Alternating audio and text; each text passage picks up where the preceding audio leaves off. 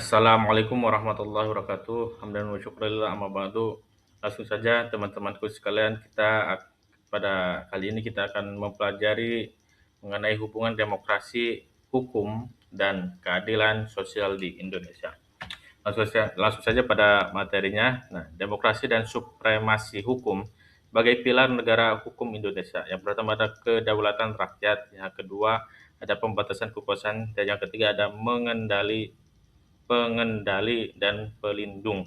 Ya, langsung saja yang pertama kedaulatan rakyat, yaitu demokrasi menempatkan kedaulatan rakyat sebagai sumber utama kekuasaan politik bagaimana termaktub dalam Undang-Undang Dasar 1945 Pasal 1 dan Ayat 2. Yang kedua, ada pembatasan kekuasaan, yaitu sebagai supremasi hukum memastikan kekuasaan negara dibatasi oleh hukum yang adil dan konsisten sesuai dengan pasal 1 ayat 3 Undang-Undang Dasar 1945. Dan yang ketiga ada mengadili dan pelindung. Hukum berfungsi sebagai pengendali kekuasaan pemerintah dan pelindung hak-hak fundamental setiap warga negaranya. Prinsip-prinsip supremasi hukum dalam demokrasi itu yang pertama ada kesetaraan di hadapan hukum, yaitu setiap individu memiliki hak yang sama di mata hukum tanpa memandang jabatan, kekayaan, atau status sosial. Ini menjamin perlakuan adil bagi semuanya. Lalu kepastian hukum. Aturan hukum harus jelas, stabil, dan dapat diprediksi untuk mencegah penyalahgunaan wewenang dan memberikan rasa aman bagi masyarakat. Yang ketiga ada independensi peradilan. Lembaga peradilan harus bebas dari intervensi politik dan tekanan ekonomi, memastikan putusan yang tidak memihak dan objektif. Yang keempat ada akuntabilitas dan transparansi. Pemerintah dan seluruh proses hukum harus akuntabel dan transparan agar publik dapat mengawasi dan memberikan kepercayaan. Nah, Pancasila sebagai landasan hukum dan keadilan sosial itu ada sila kelima. Pancasila menekankan hak atas perlakuan adil dalam segala aspek kehidupan.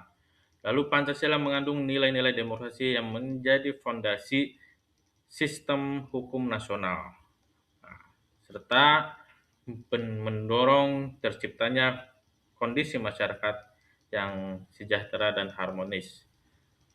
Dan sebagai landasan juga yaitu penegakan hukum yang menjamin keadilan tanpa diskriminasi dan menghormati kemanusiaan. Nah, keadilan sosial dalam praktik hukum dan demokrasi itu yang pertama wujud nyata keadilan. Nah, keadilan sosial tidak hanya berhenti pada formalitas hukum, tapi harus terwujud dalam setiap aspek praktik kehidupan sehari-hari masyarakat. Yang kedua ada perlindungan HAM. Hak asasi manusia menjadi kerangka dasar untuk melindungi setiap individu dan diskriminasi, penindasan, dan perilaku yang tidak adil. Yang ketiga ada akses setara. Contoh nyata meliputi akses yang sama terhadap pendidikan berkualitas, kebebasan berpendapat, dan partisipasi aktif dalam politik. Nah, tantangan dan peluang dalam mewujudkan keadilan sosial di Indonesia. Tantangan yang pertama, yaitu ketimpangan sosial yang masih terlihat jelas di berbagai daerah. Yang kedua, tingginya angka korupsi yang mengikis kepercayaan publik. Yang ketiga, lemahnya independensi dan penegakan hukum yang konsisten. Nah, serta yang kedua, peluang yang pertama, penguatan lembaga pengawas dan penegak hukum yang berintegritas. Yang kedua, peluang yang kedua yaitu mendorong transparansi dalam setiap kebijakan dan proses hukum.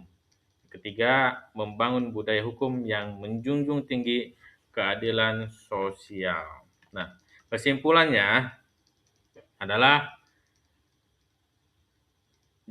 mengenai demokrasi, hukum, dan keadilan sosial adalah kesatuan yang tak terpisahkan. Yang pertama, demokrasi dan hukum. Demokrasi yang kuat memerlukan dukungan supremasi hukum yang adil dan transparan sebagai pondasinya.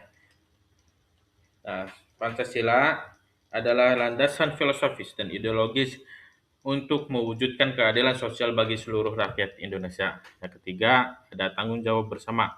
Mewujudkan keadilan sosial adalah tanggung jawab kita bersama untuk membangun bangsa yang berdaulat, adil, dan makmur. Mungkin segitu saja yang dapat saya sampaikan. Kurang lebihnya mohon maaf. Assalamualaikum warahmatullahi wabarakatuh.